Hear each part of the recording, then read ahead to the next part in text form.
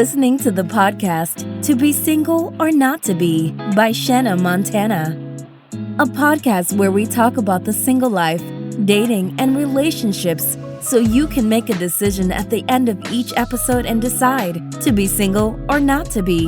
That is the final question.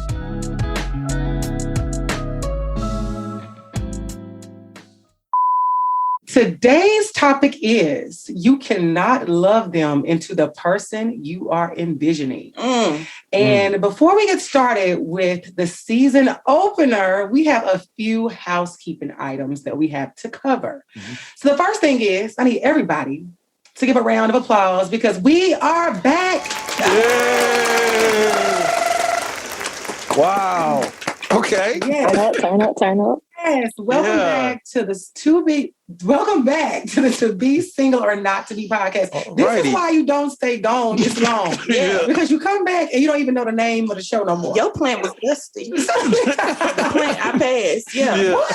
It was a plant. It looked dusty, like you ain't married water. You know, giving it no sunlight. Where you been? I don't know, but I'm back, and that's what matters. So, does it feel good for y'all to be back on the mic? Absolutely. Yes. Absolutely. My soft voice. Yes. Absolutely. Let's say tapping into that feminine energy. How you doing? Okay. I love it. Me. So, you all, the listeners, the supporters, the guests have been missed dearly. And I apologize for being gone for such a long time. And it was not the original plan for me to stay gone as long as I did. We have not released an episode since June of 2021. And as I said on the trailer episode, if I can do anything to make sure that does not happen again, God willing, it will not happen again. So you ain't been on this microphone, but you've been in these streets. Pretty much. No, we're going to say she was getting her rest. That's what it was. It takes rest to stay beautiful. So she's been out there getting rest. Go. And hopefully loved on. Rest and loved on. That's what it is. Yeah, there you go. Putting the business out in the streets. Thank you so much. Absolutely. So I think I owe the listeners, a little bit of the reason why I was gone for so long. And it was really because of me, guys. It was because of me. My inability to separate life from business created me, caused me to lose my creative inspiration. I just was not as productive as I could have been. I was not focused.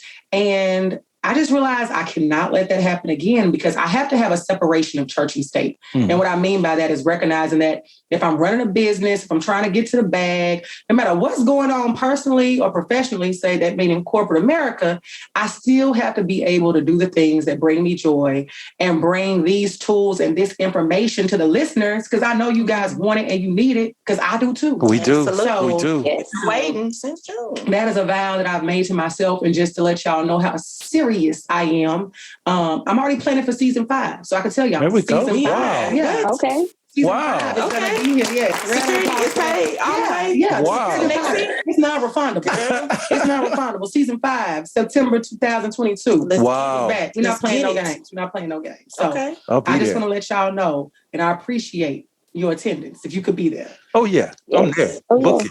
So that said, we're going to get right to it. I want to do an introduction of these amazing guests that we have on this season opener episode. And we are going to start with Rod. Just tell the people who you are. Yeah. So out of all the relationships that I've been in, 99% of them have been bad. Okay. Right. And the 1% that I did have were my fault. Okay. On there. But I've learned and I have a lot of experience. And who I am yesterday is not who I am today. It's who you are today. I think you said that right? He is yesterday is the same nigga he is. Yeah, I'm the same nigga. I was trying to be positive and that off a little bit. Yeah, I used to be in a play in grade school called Pinocchio. Okay. And how you carried that character with you? You was a grasshopper. No, I'm still lying. You know what I'm saying? Oh, you was Pinocchio. Yeah. Sometimes you can't get out of character. Sometimes you got to be in character. You have to be in character, right, to play a role. And I just never. Oh, somebody cut my mic. No, I didn't cut your mic. Okay. I thought you was gonna say he was the grasshopper. Then Pinocchio no, he was the main damn character. But hey, I'm ready, though. I'm ready. Somebody tell me, did his nose grow? Did it grow when he said that? It did. Okay. I mean, I use the same doctor as Michael Jackson, so you know what? Go to it hell. won't grow anymore. Up next, we have Krystal. Tell the people who you are, honey. Well, I am a street skater. I am a baby kisser, a handshaker, move maker, bag chaser. I know that's right. A politician, but no. Yeah. I told you I done got 4 COVID shots. Oh, damn. You don't know nobody that didn't got a 4. Nope. Officially. Hello. So classified. Vaccinated. So yeah, I'm excited to be here, excited to see what's gonna come, and excited to jump into these topics. Yes, glad to have you in the number. All right, and last but certainly not least, we have one of my favorites who comes on the show every season to bless y'all. And Miss Chemyeeka, tell the people who you are. I don't even know how to live up to these introductions. So I'm just going to let y'all know I'm positively me. That is why I'm called Positively Me. Some people know me as a therapist. Some people know you as a doula. But either way, I am but a vessel of God. And what I hope to bring to the episode is just some pure love, joy, and life experiences as well as professional experience. So I'm somewhere in the middle, of the two that just introduced themselves. I can be ratchet if I wanna, but I be trying to be godly, and show y'all that, some of us, you can go to church and still be fly at the same time. I feel like we may not be getting into heaven. Shoot, we should have gave God some credit. I'm like, how did she get up in front of us? She talking about how she gonna go behind us. Yeah. We gonna talk that. We love the podcast. The Lord knows Jesus. y'all the Lord knows. Okay, I'm like, man. want to get my You ticket. got us so deep in my feelings.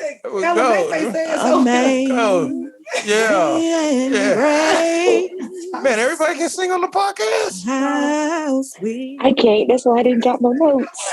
the sound Take us home. Take us home. There you go. that saved Mm. a wretch Yes, Lord. like me. What? Come on now. Okay, come on, y'all. Let's get in the That's wrong. Go ahead. Keep it moving. What we stop for? That's what we call balance, because we about to go there. So, Wow. okay, so we're going to get right to the money. I got a question for all y'all before we get into this topic. Yeah. I want to know, on a scale from 1 to 5, 5 being the best it has ever been in your life, how is your love life? Yes. And we starting with you, Rod. I say about a 3. A 3. Yeah. Okay. Do I need to explain why No, you it's a 3? don't. I'm scared. 3. His eye twitch. No. So 3. a 5 for me is are you talking about the journey or I just love your love life, whatever that looks like. Yeah, so it's about a 3 Okay. right now. Because when you want something or you want to ask for something, you have to negotiate, right? But in the beginning, it's like a 5 where you don't have to negotiate. So if you don't do something for somebody in the beginning, you're going to have to negotiate in the end. But in the beginning, you can have a lot of faults, right? Okay. So you kind of figuring it out right now. 99%. Yeah, that's 99%. You know what I'm saying? So in the beginning, when you meet somebody, they overlook your faults and you don't have to negotiate for things that you want. Okay. And as the relationship goes on, that 5, lying. the line is exchanged. The role of Pinocchio, comes up, and then you have to negotiate. So it's about a 3 right now. Okay, I love it. I love the explanation. Krystal, what would you say yours is? I'm at a 5.3. Come on here. Yes. Give it to him. There we go. 5. That's right. What is your liking scale? What is that? She got Superman. How you pull that off? My baby daddy and a half. I'm married. I only got one husband, and I only got one kid. But I can't have more kids, but I'm trying to have another kid. So we'll see what God got for that. But I love him. Won't he do it? Yeah. I got a good one. You do. Your husband's awesome. So 5.3 for me. 5.3. What would you say yours on a scale of 1 to 5? How was your love life? I gotta be honest. Not be no 5 either. Yes, it's a 5 because I'm. Oh my God! I wake up in the morning and I fall more in love with myself. Yes, she said, "I love me." There you go, man. This year is all about loving me. I mean, hopefully somebody comes along. If they do, they're gonna have to match the energy I'm giving myself right now. So when you was talking about negotiating, ain't no negotiating. If you can't make me continue to feel in love with myself, you gotta go. And that is the That's where underlying I'm at. message of all of the shows this season, self-love, because I think a lot of people are not tapping into that, or I wouldn't have a show. So what were you about to say, Rod? I disagree with you a little bit. Like if I come stuttering.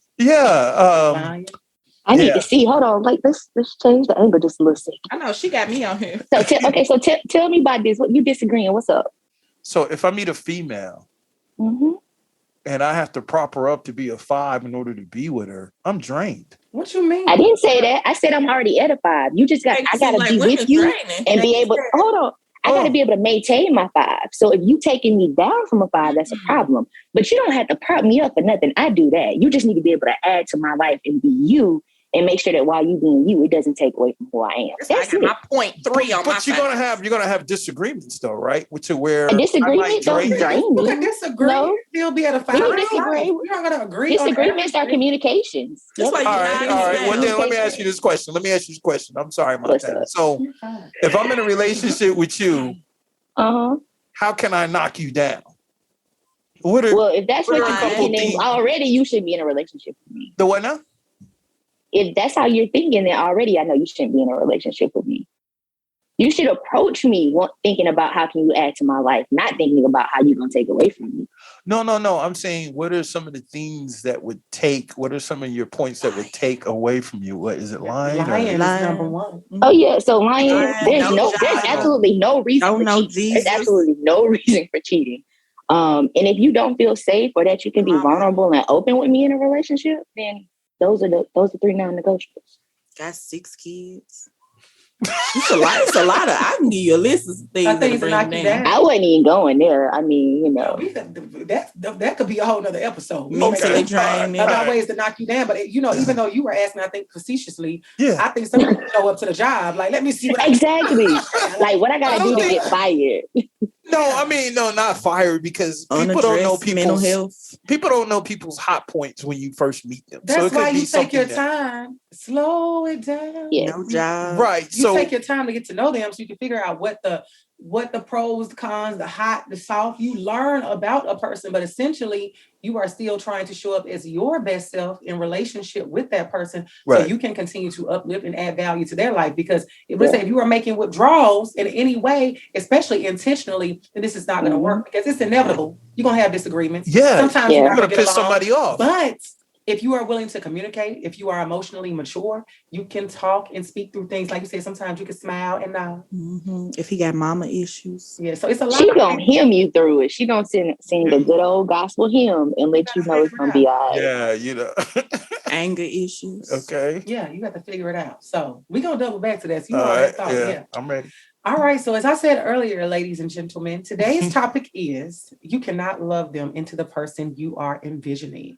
And I wanted to start the season with this topic because it's still so relevant and it is still such an issue and still just like a knife in my heart that I see women wake up every single day and choose violence by signing up for the same bullshit with the same man that has shown them over and over that they are going to be who they are and they have no problem with it. However, we continue to think that because we have this vision in our minds of what the relationship, quote unquote, could be, or because we've seen a glimpse of happiness, that early stage you talked about earlier, we see a piece of what this nigga may be able to do. And then sometimes longer, like if you marry, sometimes this stage may last a little bit longer. And we think this person will magically turn into who we need them to be in a healthy relationship when this person has made it clear that they are not. And this goes for like dealing with a cheater, a liar, a thief, a narcissist, whatever the case may be. So just an all around like trash ass person, but we still trying to keep hope alive, so it's like, be clear, this is applicable to women too, because it's trash ass women out there too. And I'm speaking more so. I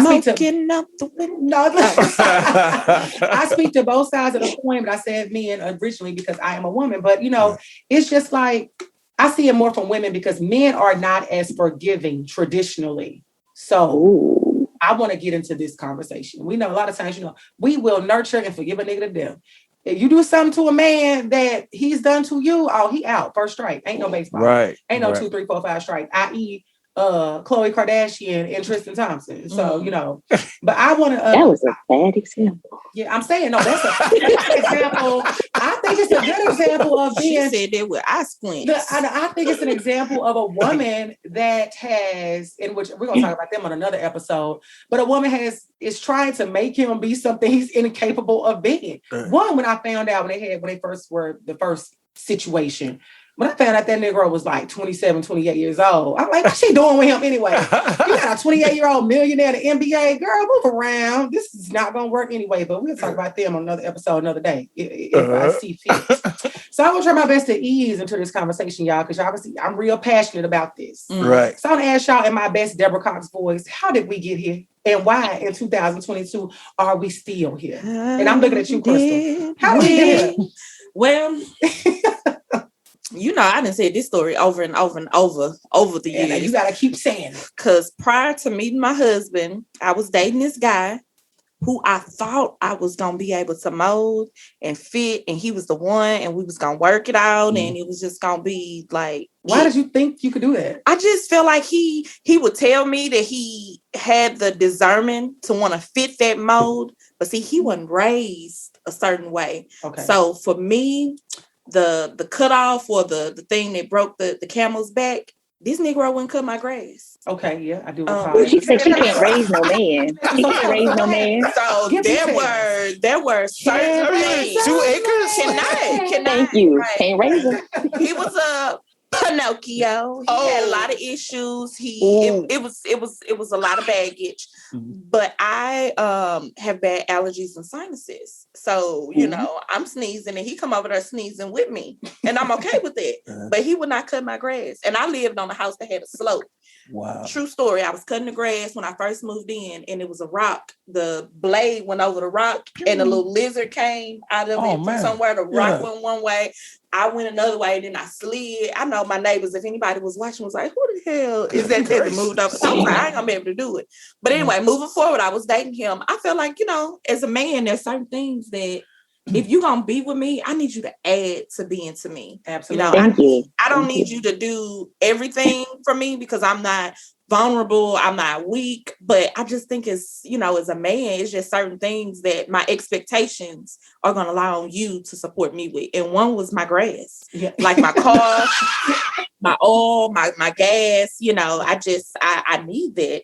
And he told me he couldn't do it. And in my mind, I'm like, okay, well, if you can't do it, you can hire somebody that can do it. Come over so here. He flat out told you that, hey, I'm not. And I literally, that was what got me. Because I'm like, you know what? I'm looking for a husband. I'm looking for that next step in my life. And if you can't do basic shit to help me, why am I dating you? Well, what was his reason for not wanting to? He had allergies. He couldn't do it. But on top of that, I feel like there was underlying. You get your ass out there.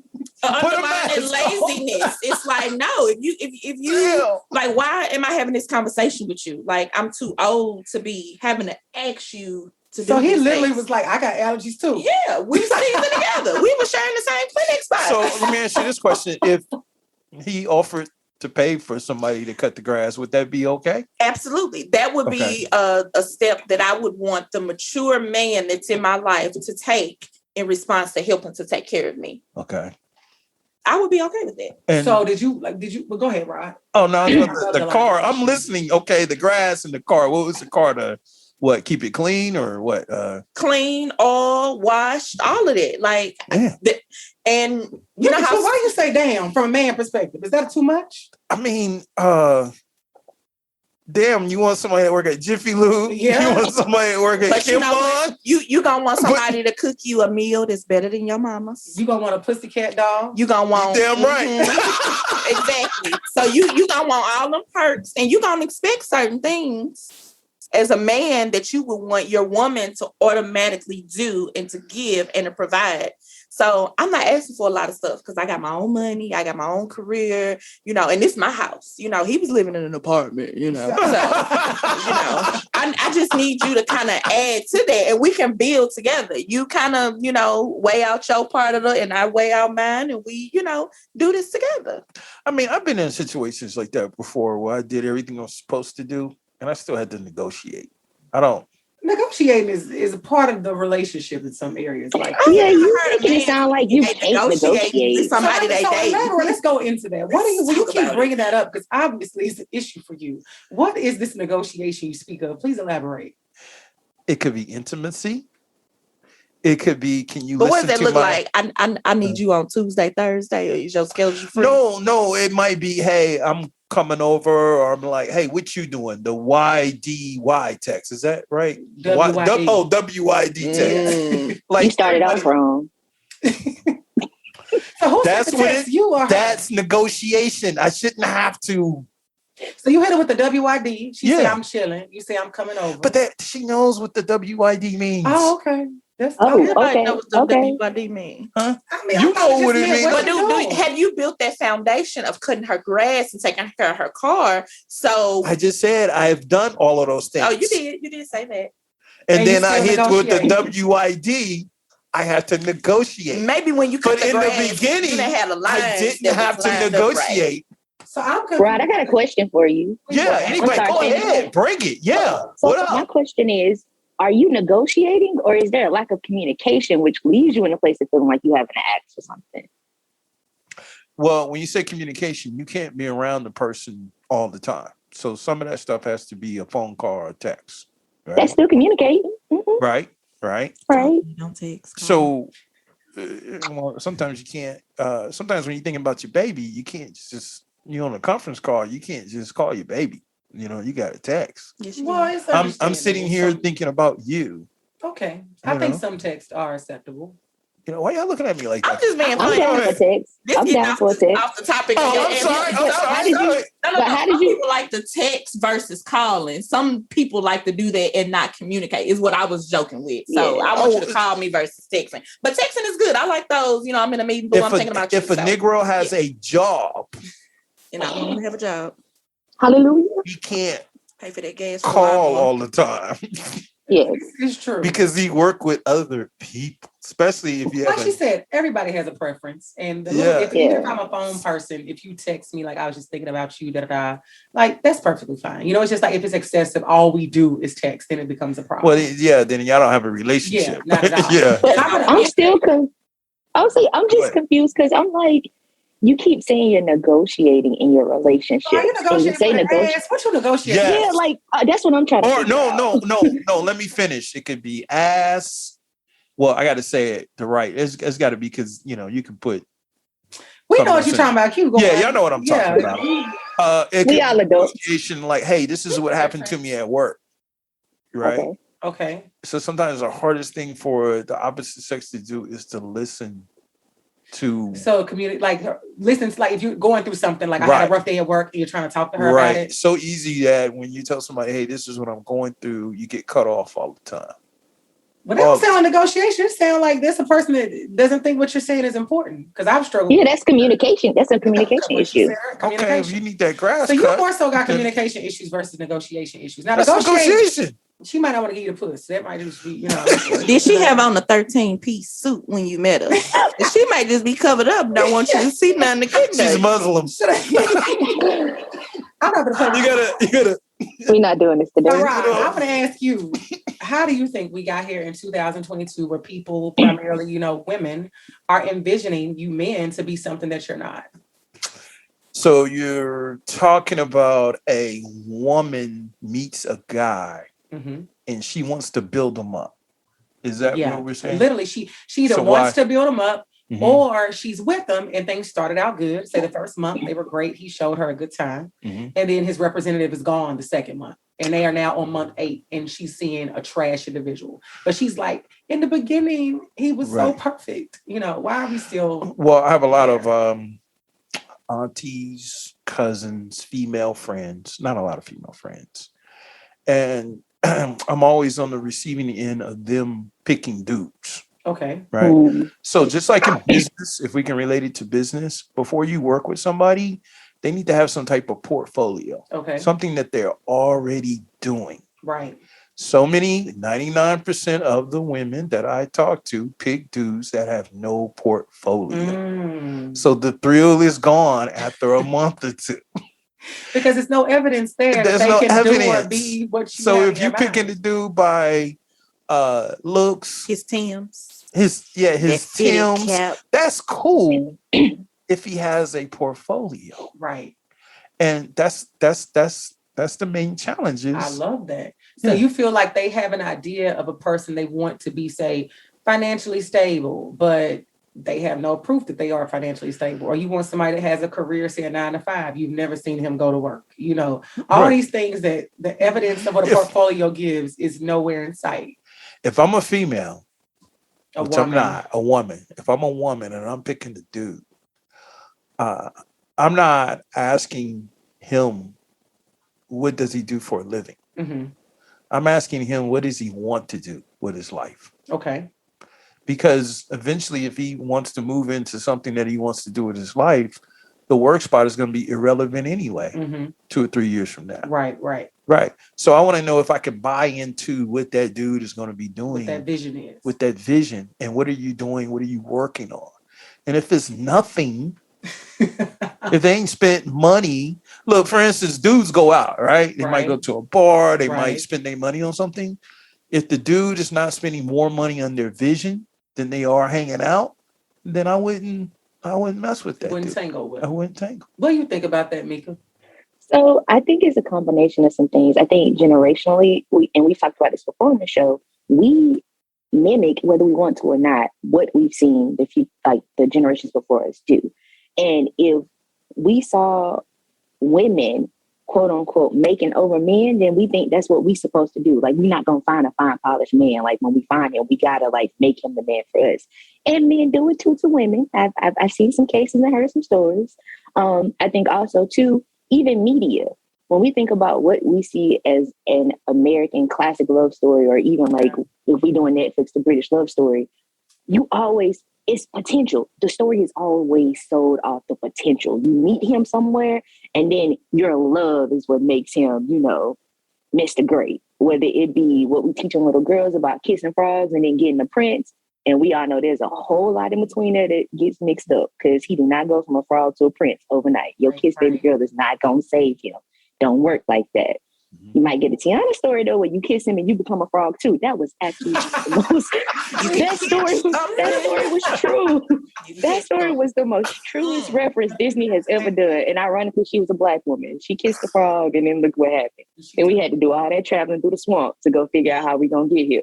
And the voodoo, all of that. Just saying. So I think it's history repeating itself in a way. And even when history doesn't repeat itself and we decide we want to do something differently, we still sometimes feel like we're settling, because we get to the place where we want to be, and then we're told, oh, well, you did too much before you found a man. You focused on your career before you had kids, X, Y, and Z. And now you need to find somebody who's going to be okay with you, which may mean somebody that's like, oh, well, I'm cool with you doing everything. If you cool with me being the one to sit back and, be your cheerleader, whatever that may look like. So I think it's the stories that came before us, what we're seeing now. And even when we try to fight the narrative, we don't really get support in fighting the narrative. It's so unfortunate. I'm sitting there thinking about, you're right. You have so many people that will tell you that, earlier in life, you should have focused on finding a man, or earlier in life, you should have did all these things. And then when you get to this certain age or space in life, it's like, okay, well, I'm 37, so let me just settle for Tyrone, because he's here, he around, he a warm body. Keith with 2 E's. Yeah, so I'm like, no. That's what we cannot do. So do you all think also, would y'all say it's a self-esteem or like a self-worth issue underlying as to why we move like this? I think what choosing dudes that the Tyrones and stuff like that, I think it's in a good way, I think it's a self-esteem issue. What's the good way? Because everybody wants to feel needed. Okay. Right? So if you're building somebody up, if you're helping somebody, that you get something out of that as well. I think what we're saying is, what women get into challenges is when, hey, I had this education, I'm 37, and when I meet this dude, now all of a sudden, after all this education, you want me to be a cheerleader for you, and I have all of this education, right? That's not gonna fly. Or who wants to be the cheerleader? Are you saying the The guy? We want the guy to be our cheerleader? No, you want the guy wants the female. Oh, wants the woman to be the cheerleader. But I think that can happen, but I don't think that's the issue. I think we get in these situations and we say we reach a certain point in life and we have all these accolades, and then we wind up with a trash ass man that we saying that we okay with him being our cheerleader because this is what we have got, the place we have gotten to in life. So I think it's like on the opposite end of that. And I really think it's more so like a self-worth issue, because I think that if more women were to tap into what it means to really love yourself, and that's a whole nother episode we're going to talk about, because I know for so many years in my life, people preach to us your whole life. You got to love yourself first. You got to be happy on the inside. People preach that, and it's like, what the fuck does that really mean? And so for me, it was just really like a matter of figuring out of going through the process of elimination, getting rid of all the Pinocchios and the cheetahs and all this stuff out of my life. And the keeps. Yeah, and the keeps. And then realizing like truly what self-love is getting to this unequated place where nothing can come before me. Meaning my happiness, my peace, my time, like you said earlier, like she's in this space of self-love. Right. You really have to get to a place where it's like, no, if you are interrupting my peace, if you are not bringing me joy, if you are not adding 100% value, I don't care if you added 87%. If you're not adding 100% value, I have nothing for you. And I think more women have to tap into that because I disagree with you on that, though. No, for me, I'm saying I'm just for self-love. Like we are too lenient. We are too nice. We want to nurture a nigga to death. We want to say, he got potential. I think he could do this.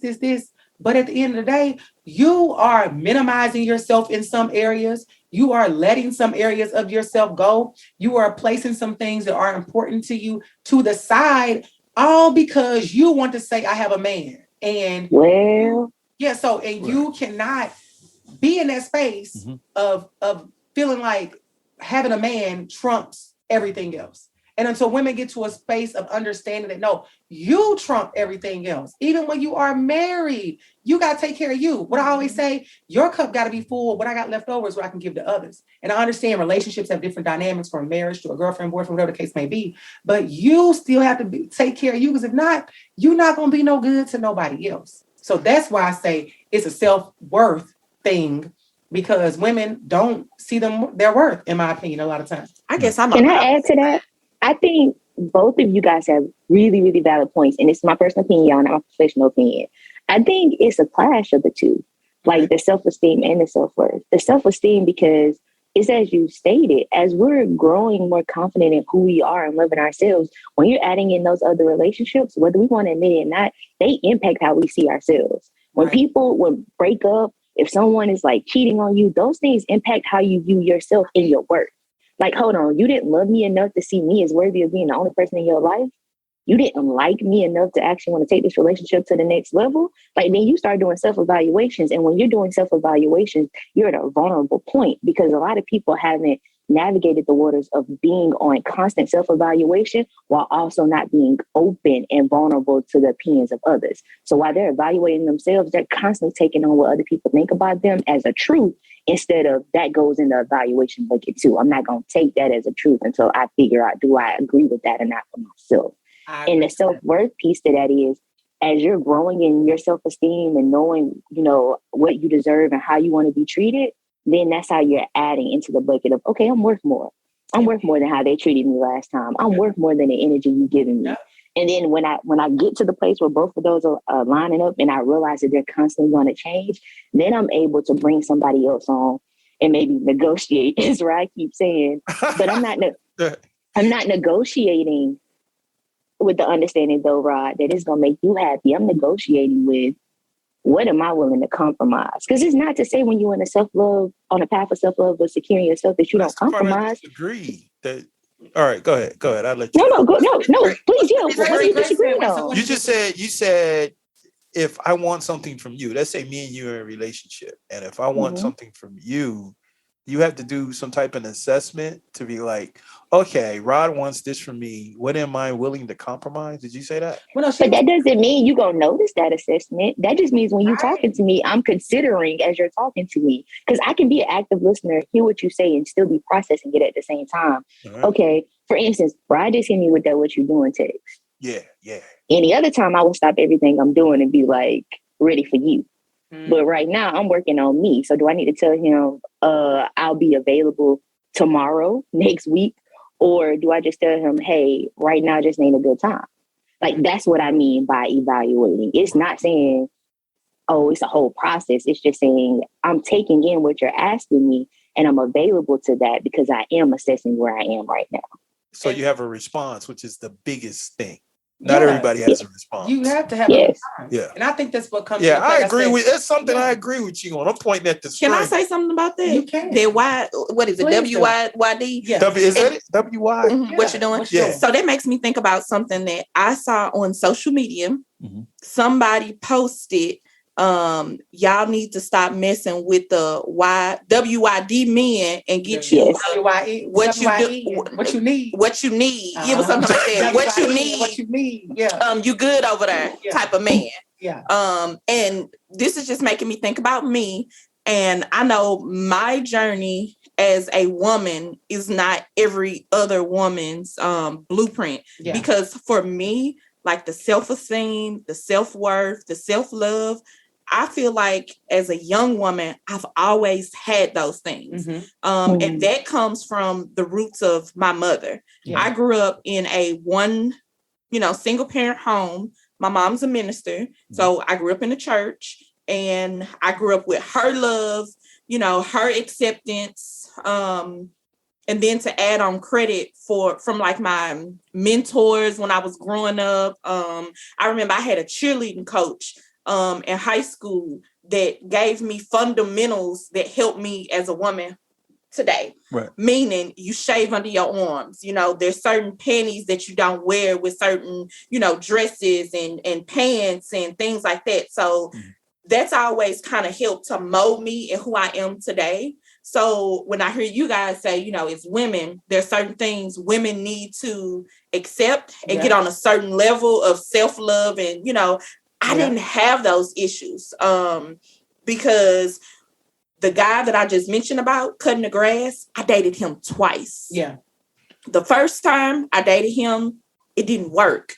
And I think in the season when he came back into my life, it was one of those, what you doing? And I typically don't answer them type of texts, but I did because I was kind of bored. I was kind of lonely. And I was like, why is this Negro reaching out? Okay. I'm chilling, watching Netflix. He was like, well, you want to go get a bite to eat? So that's how it started. And we kind of reconnected. Yeah. But in the process of whatever we were doing, I was like, he not the one.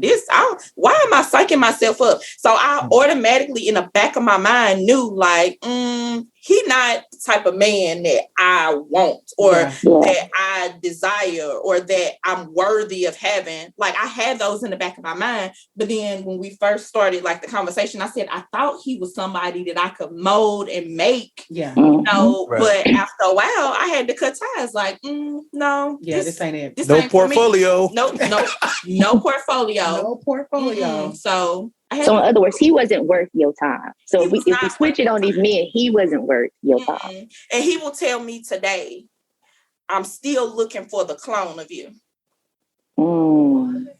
You will never find her. That's all fun me. And Jesus broke the mold. Well, you married now, so that's. But he wasn't raised like with even if he were to meet somebody with my background way of thinking, it's like you haven't done your work on you to be able to support that woman or to lift her up or to give her more than that 5% or whatever these percentages that we like. He haven't even done his own self-care and love to know what to give to a woman. Yeah. So even if you did find another one, you wouldn't know what to do with you gonna mess it up. Your negotiation ain't gonna get it. Anyway. So now I want to ask y'all this. Like y'all know, the listeners, if y'all don't know, y'all should know by now that no, I was just pointing out that I watch way too much divorce court. And I constantly see women who are living in like a horror story of a relationship. And of like more than, I would say 50% of the episodes when the judge asked them like, why do you want to stay in this relationship? They always because I love him. Because I love him. Yeah. Or I quote unquote see who he has the potential to be. Right. So I'm watching, like, are you a prophet? Like, what are you seeing? Right. Let's start there. But what I want to put out there, because I want the listeners to really hear this, is love the only thing that is needed for a healthy and happy relationship? So yes or no? No. Okay, unanimous, no.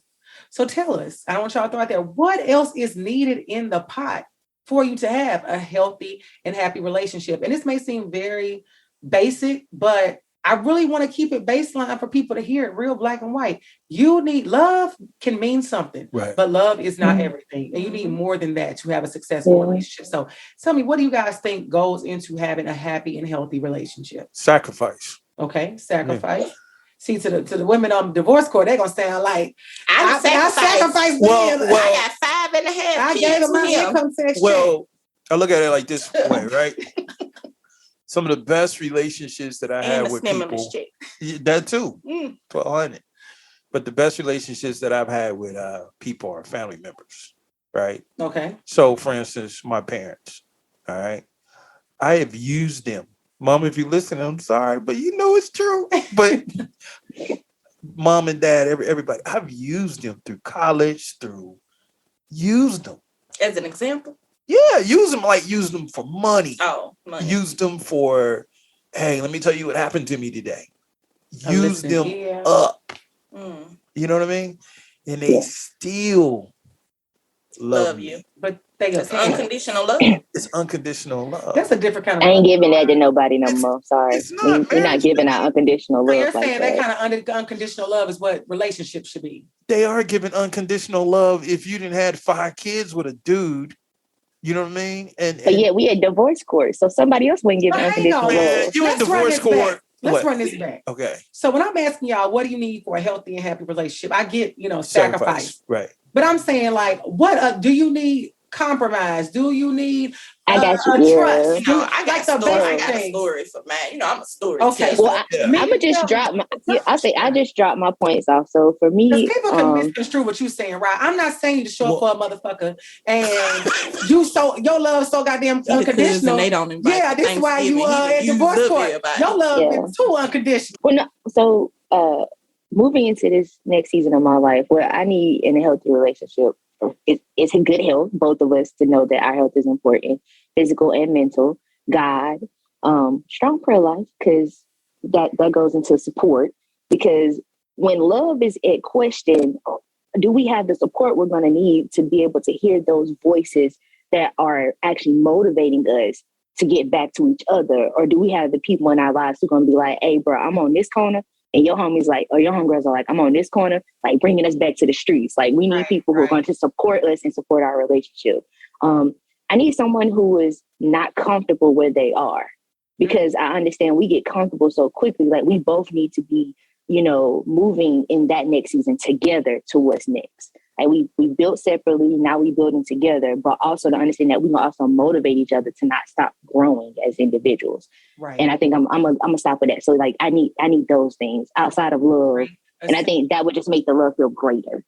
I agree. Those are great essentials. So what would you say, Krystal? We gonna swing. I got a story. Tell us story. So the grass guy, we're gonna call him G for gas for the grass. Okay. I had a lineup of just random people that dated or trying to get to know. Single, a lineup. Okay, a lineup. You cut hair. I had a bitch.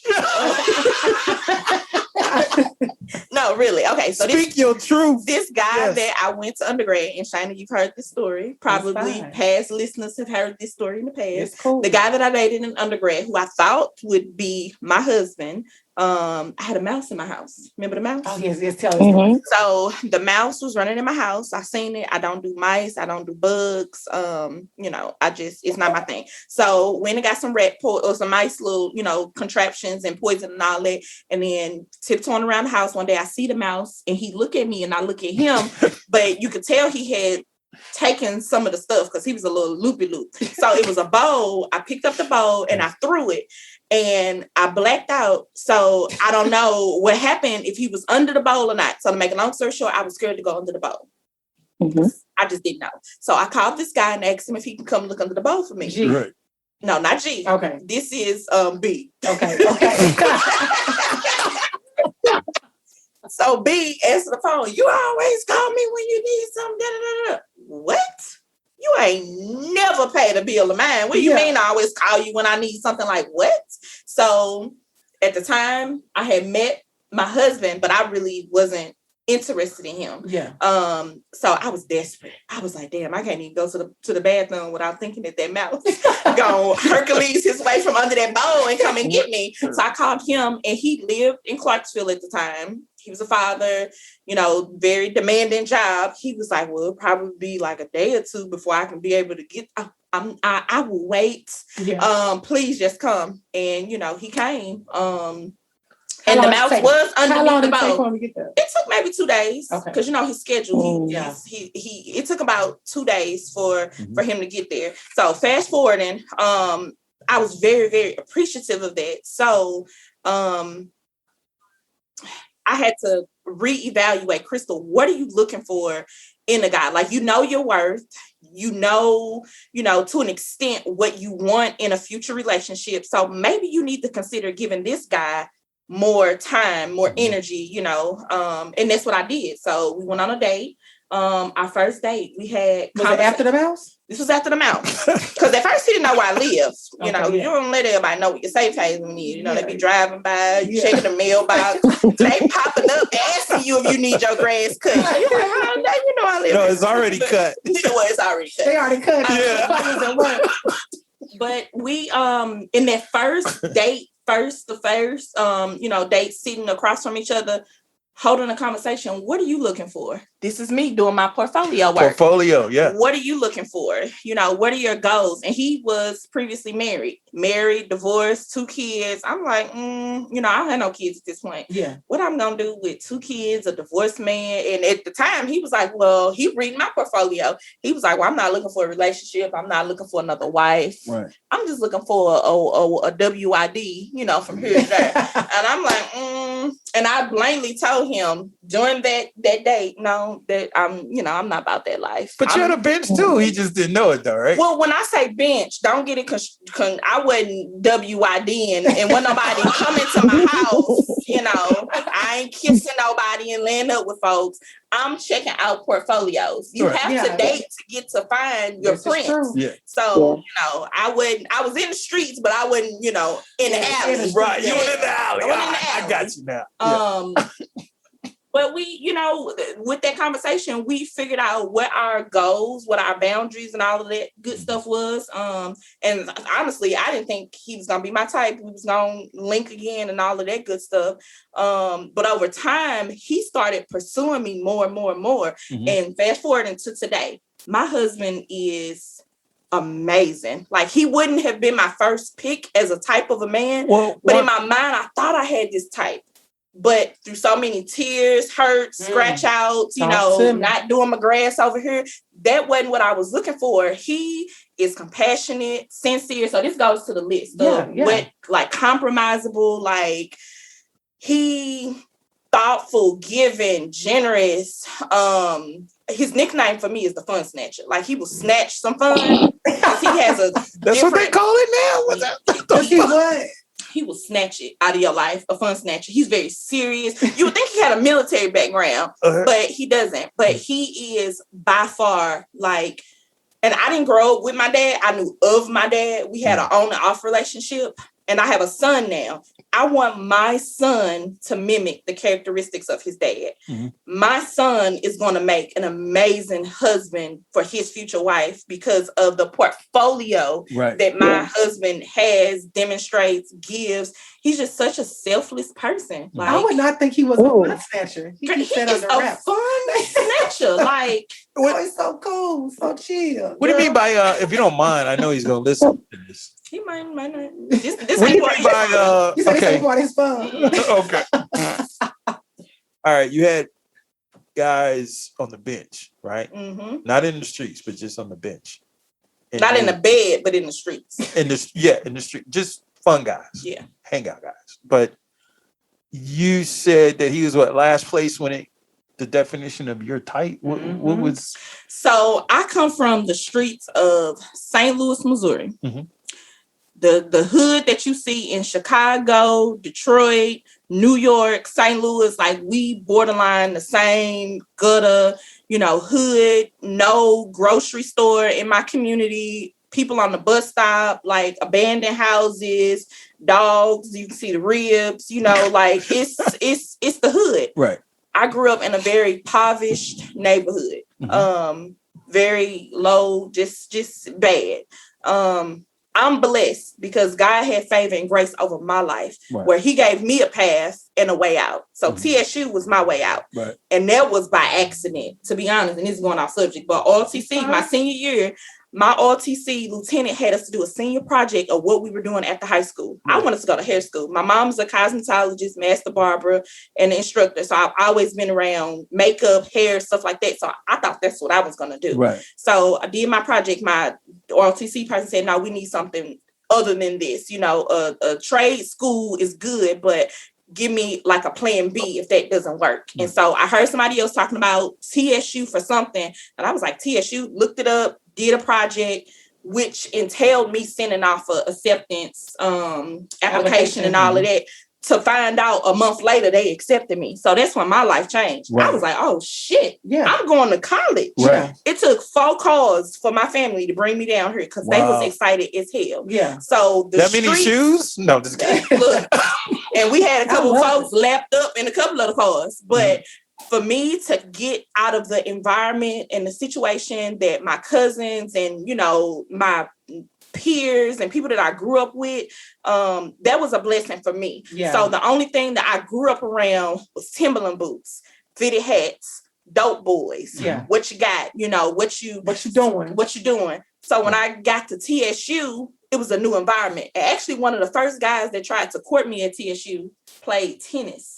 And he wore Pumas. And I was like, what is this nigga trying to talk to me? Like, what? Pumas? Do they light up? What is that flap thing on the side? He wasn't my type. Right. No. But just being honest. But it took me dating because I didn't have a father. I didn't know what a man, like I knew based on my mom and some of the things I told you, my mentors and some of the people around me, what they instilled in me for like my self-esteem, my self-worth, be something in life. Mm-hmm. So when I got to TSU, it's like, okay, I'm going to put all this shit into motion. Right. But as far as knowing what I wanted in a man, I didn't know that at the time. Like myself, I felt like was good, but knowing or having an example, like I didn't grow up with it. So I kind of had to date around, I had to date a drug dealer to know like, shit, jail ain't for me. I had, blue lights every time I go with him and he ducking and I'm, this ain't for me. Yeah, so I had to kind of figure out what's the role of a man? What type of man am I looking for? Yeah. So yeah, y'all want me to keep going? I mean, Krystal, can I add to that for you? Girl, yes. The story. So I wanna add for the audience that when we talk about potential, sometimes the difference between potential and that extra is when a person isn't talking about, I see your potential, where you gonna go, but let you stay where you are. And that's not to say Krystal saw potential in her relationship, but from even just interacting with Krystal a little, being on some of the shows with Krystal and like some of the outings that we've been to, girl got a business. She'll tell you about her husband in the fitted cap. She may or may not tell y'all about that on here. She told y'all she tried to make another baby. And she got a glow. So whatever it is that he gave her, now that they're together, they're building. And he's still, something about him is motivating her to do more. And she has that freedom and knows she has the vulnerability to tell him that she wants to do more. And you need that in a relationship. All that also equates to love. How she's telling us like, oh, okay, yeah, like he's that example I need for my son. You can't just think about you. You got to think about the future. Because when you're only thinking about you missing pieces that are going to come into play that you're going to have to like re-strategize for. Because if you didn't plan for the children that's coming, when they get there, trust me, it's going to be some disruptions in the household. Because it's going to be like, are we moving where we need to move and be okay if they move that same way? So, Krystal, that was all, man. Like, I love your story. Like, and I love how you glow when you talk about him. I just feel like, okay. I do. I wish. Yeah, she almost missed out on him, too. I did. I did. And sometimes there's a lot of women that do that. Like, we're looking for the one that's glowy or that's glittery or the one that shines out of the pack. And it's the one in the background, So yeah, and I should probably give, I guess, more insight so people don't, get confused or, start skipping over steps. But there's a reason why certain people are drawn to that, right? Is because it gives them attention too. So if you were a dope boy, your dope boy goes to certain events, certain places. Or they spend a certain amount of money. I think it comes down to just the level of maturity. I think money is important because I was watching a video the other day on Instagram. It was like they talked to a lot of Black women and women from other cultures. Mm-hmm. And Black women were the only one, they said, is money important? Black women were the only women that got on the video and said, it's not that important. And it's not saying it's everything, but it is. But we are the number one race that will diminish the value of it. So I said that to say in regards to like dope boys, sometimes the money is appealing. But I think as you get older and more mature, if you look at the portfolio in the right way, you can find a brother who makes good money and you're still okay, So I think what's missing here is also, and I want to admit, I'm not just talking from a woman's perspective here. I'm talking from now professionally, like hearing some of my male clients too. We date sometimes where we see ourselves. So if you don't have those people in your life who can see things that you can't see, you will be dating somebody with potential for something because you feel that you have potential for something that you need them to be able to see as well. So it's that if I date him, then maybe he'll give me the grace that I'm giving him because I feel I need it too. Mm-hmm. So if you don't have people in your life who will tell you, hey, actually, you holding yourself back. You already got what you need. You keep saying you need more, but have you thought about what you already got? You are the prize. Thank you. So sometimes you need that reminder because I may be dating somebody or willing to date somebody that I'm like, okay, he has potential to be a CEO because I'm like, oh, because I got potential to be a CEO. Not already thinking, bro, I'm already a CEO. I own a business. My friends, I'm helping them add equity to their life. I'm moving like a CEO. So it matches the mindset too. So when we start dating and we see the person in front, and this is a great segue. Right. If you're dating somebody and you see that the person in front of you no longer aligns with what you originally envisioned for yourself, what should you do? And what I mean by that is because people normally start out good. So say we're gonna pick up where we left off. We met him at the trap karaoke. He was talking nice, presentable, whatever. You hung out for like a month or so. And then all of a sudden, the big boom happened. As one of my friends like says, it came crashing. The monster came through. Don't ignore those things. Red flags. Conversations that say the red flags start showing up. This is a red flag for me. This is what I'm looking for. This is what I like. This is what I need. This is what I want going forward. Or are you capable of doing that and being that and have those conversations up front?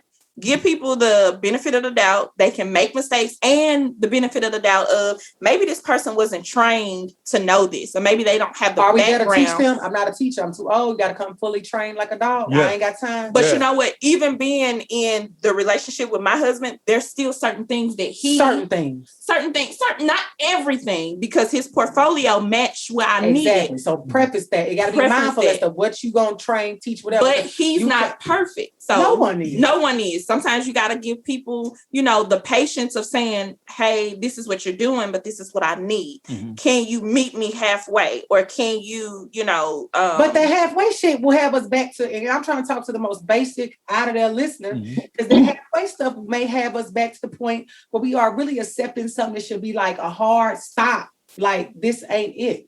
So, relationships are hard. You're gonna have always a risk. I get that, but it's a balance in the risk, and that's what we got to be clear about. I'm never saying just up and leave. It's not gonna work. Deuces every time. But there are certain hard stops. That's like, this is not it. This does not need to keep going. Definitely. But communication is key. If you're expressing what you want, what you are willing to accept, what you can't accept, and asking them to meet you, at that baseline, it's either they can or they can't. But so that's what I'm asking. What do we do? If we get to the place where we see that this is not what we envision, and I'm going to go drastic here just for example purposes. They find out that they now have 5 kids they didn't tell you about, 5 baby That's mamas. A cutoff. That's keeping secrets. You should be able. So what things I'm saying at this point, what is the cutoff? Everybody cutoff is different. Exactly. It's different. That's true, but give me some examples. When should hard stop? I think Krystal brought up a great point. There are always going to be need for communication. So I think beyond the communication, the stops come in when, one, you got to do what grandma, granddaddy, the old heads told us. never mistake when somebody shows you who they are, that they're not showing you who they are. Like they've shown you who they are, baby girl. Trust it, keep moving. Also, when you communicating, how do they, like, what is the communication like? If every time you bring up something, it's like, hey, this is what I need, or this is something I don't like, are they honestly being open to that communication, or are they aggressive? Are they defensive? If so, this is somebody that you don't need to be with, because you're constantly having to fight with them to actually, you know, have that communication that says, I want to do better. And then also, if we do flags, green, yellow, and red, if you're not careful, that green quickly goes to red because you missed the yellow. What was the first we said? Yellow, green. What was the colors? Oh, green, yellow, and red. Oh, okay. Yeah, it's a stoplight. Okay. So, and because sometimes when I'm working with clients, we'll talk about that. Like, what were the green flags? What were the yellow flags? And oftentimes, you miss the caution flags because they were the little things that you were like, it's okay. Like, we can change that. Or this is just for right now. It'll change in the future.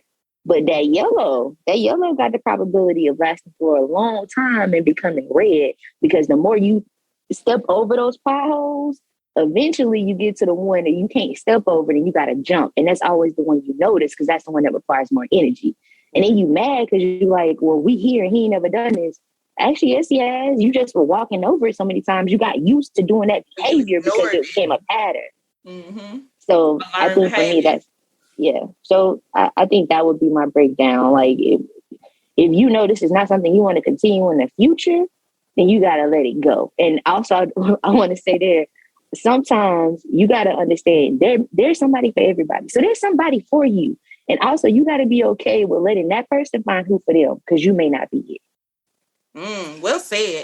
They don't understand. Go ahead. They may not be it. They may not be it. Okay, I got it. You said give an example, and I was thinking of an example. This is an example. Mm-hmm. So my husband is not very affectionate. Okay. There's times when I'm like, I need some more affection. Like, where is the love? Okay. He did not grow up in an affectionate house. Okay. He tells me I can count probably on one hand where I've seen my mom and my dad kiss. Mm-hmm. So there's certain things about his background from what he learned and saw that rubbed onto him as a learned behavior. Okay. So here recently, this has been a subject of conversation. Okay. I need more compassion. I am a touchy-feely. I'm an affectionate type of person. This is part of my love language. This is what I need. Like, he's a great provider. And in his mind, he's thinking, well, I'm providing, I'm here, I'm doing these things. You should be content. Right. I am content with those things, but I need a little bit more. So here is the conversation where we're compromising. I need you to meet me halfway. Okay. So his thing is, well, I just need you to bear with me because this is new for me still, even though we've been married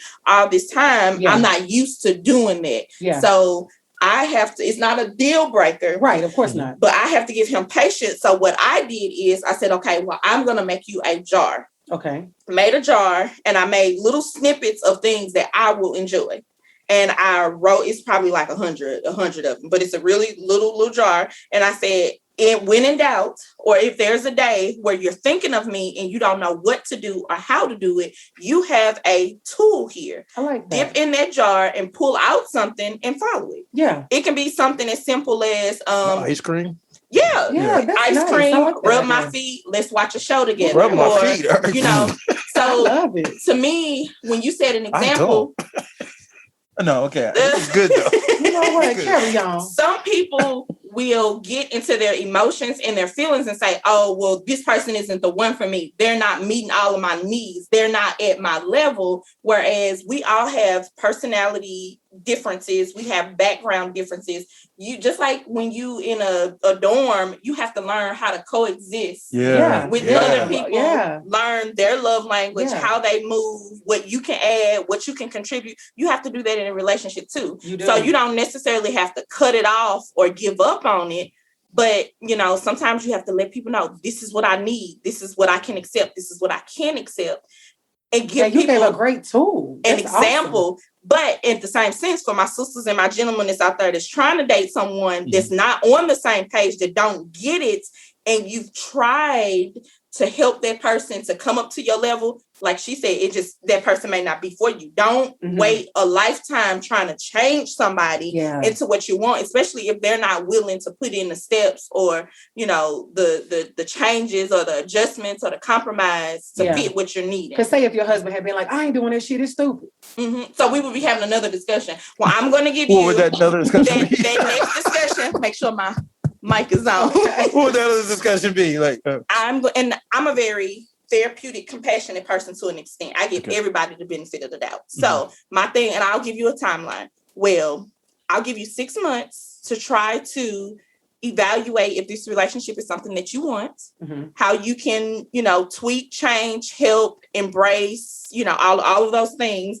And if we're still at this point in 6 months, then we're going to have to think of other options for our relationship. And it may mean doing something different. Over affection. If that was a deal breaker for me, if my husband was to tell me, you know what, no, I'm not doing these things. I don't want to touch you. I don't want to, do certain things, which that's not nothing he said. But if we were in that space and it was a deal breaker for me, don't be afraid to let people know what your standards are, what your boundaries are, what you want to accept, because it's your life. You can be willing to add a person into your space just as quickly as you can take them out. If your needs aren't being met. So if you're not willing to compromise to meet my needs, then I'll release you to these streets and you can go find somebody that you can. Just like Chemyeeka said, that goes, but back to the streets. That's where you belong. So, but I have a question to Ryan. You can definitely. Oh, she got a question. Sorry. Go ahead. I had one off there too. No. I saw Ryan. So I was giving him the floor because I actually saw him this time getting ready. I want to interject. I want to pull my host card. Yeah. And I want to say, I have a question for you, Rod, in regards to everything that we're talking about, because Chemyeeka and Krystal have made some amazing points. And what really stood out to me amongst a lot of what y'all were saying was like, you don't force it. When you have done all these things y'all saying, and it's still not going. So why do men stay when they know they belong to the streets? So men in these situations where you're not going to make the compromises that Krystal asked, and she even gave you a 6-month grace period, you're not going to do it. Or Chemyeeka done asked you to do X, Y, Z, and you're not going to do it. Or say if you've been cheating and you want to be ain't gonna never find that clone. Yeah, why don't they ever just go back to the streets? Because it goes back to what you were saying, and it goes back to, I hear a lot of women saying, guys know when the good thing is good. That you're picking them based off some superficial stuff. Guys out there that don't have portfolios, don't want nothing, know that women pick dudes off superficial stuff. So if I don't have my ish together, why in the hell? I mean, you ain't asking me no questions. Yeah. You know what I'm saying? I'm just... Or the girl could be the one. I ain't saying nothing. I ain't going nowhere. My credit score is so he knows that even though she said I'm gonna give you 6 months, that she really ain't gonna do nothing in 6 months. Is that what you're saying? No, well, that's a marriage right there. But even say that was a relationship. Yeah, if it was a relationship and a woman said, this is just me personally, it'll go down to 2 months. So say if it's a relationship, you ain't got no time, and you got 2-3 months to get this insert said thing together, or you gotta go. Do you as a man know, like, she just talking shit, like, I ain't gotta go nowhere? I was like, she's got to be kidding. So you're not even taking it seriously? No. Why? There's a difference in portfolio. So his goals may be different from mine. I'm not gonna waste my time. Why? How do you? Oh, you said because she chose you. Thanks for asking, but I've been at Starbucks on Murfreesboro Road with many of married men. Okay.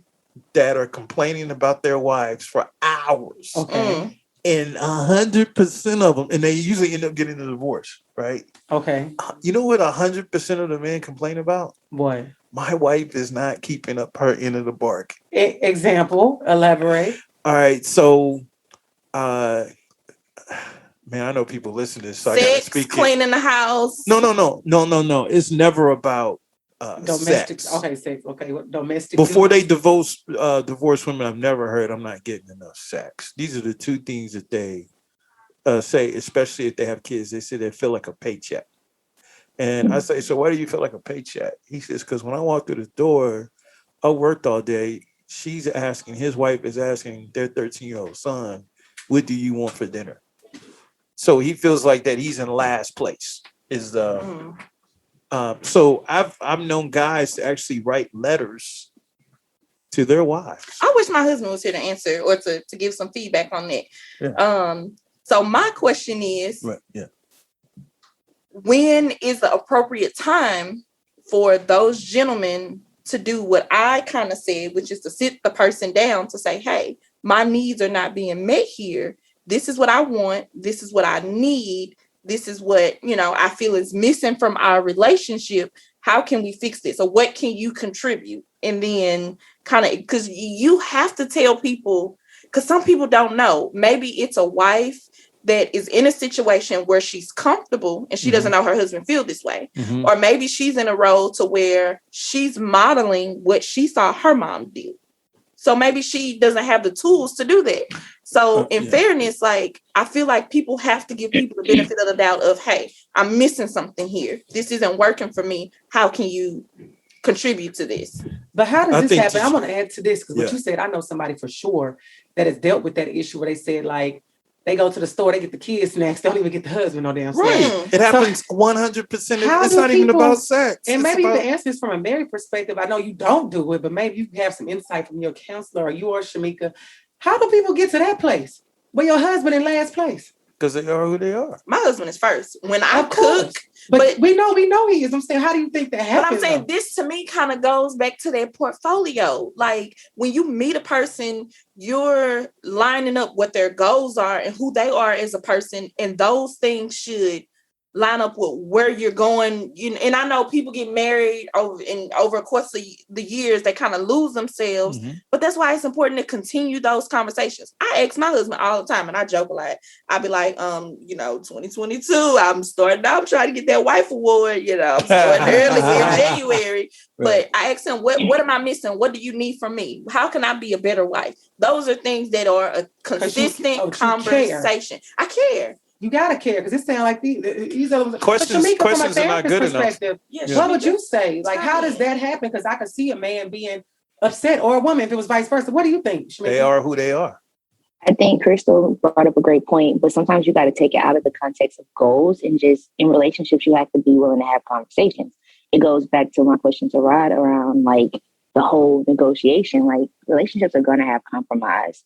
Every new stage of a relationship, whether it be we not meeting the parents, we having children, is going to come with the need to have a conversation around what are those changes that are continuing to happen. Because every stage of relationship is going to bring out a new version of you. So you got to be able to know if this new version of you is still being the person that your partner needs them to be, or are you all still meshing? I think another piece of that too, especially when we're talking about kids and kids coming first.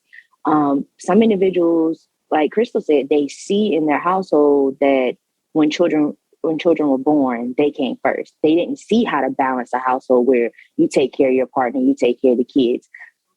Oh, okay. Everybody's household different, but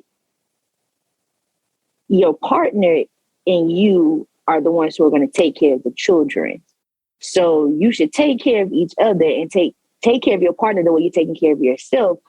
Because without the two of you, the kids aren't going to make it. So in terms of priorities, if y'all not taking care of each other, if you're not making sure your partner's good and taken care of, how y'all going to make sure the kids taken care of? Because to Rod's point, if y'all have a divorce, now you got a co-parent, now it's money coming out the house, and you still going to be asking that same 13-year-old, what do you want for dinner? But then you also going to roll into bed by yourself and not be able to say, babe, this is what I need to go to sleep. Cold at night. And to add to that, when you're dating someone, you're looking at the fundamentals of what are they doing to take care of you. My grass was not being cut. That person isn't taking care of me.